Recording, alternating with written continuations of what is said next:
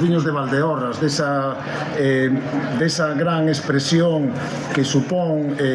todo este acontecemento e da vitivinicultura de un territorio que é a segunda denominación de orixe máis antiga de Galicia e que conta con un potencial moi especial. Nacía esta feira hai 26 anos no concello veciño da Rúa e foi medrando hasta convertirse nese gran crisol de todas as experiencias vitivinícolas alrededor da denominación de orixe Valdeorras e desde as distintas institucións en colaboración con as empresas e cos produtores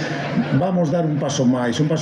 hacia ese enoturismo que estamos traballando en colaboración, como decía, con institucións como o Goberno Central a través dos fondos Next Generation, que nos está permitindo levar adiante un plan de sostenibilidade turística relacionado con ese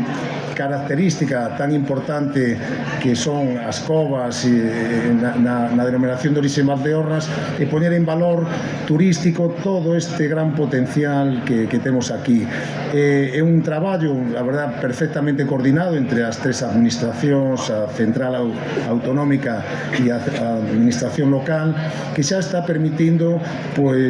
obter resultados que nos dicen que Valdeorras vai ser un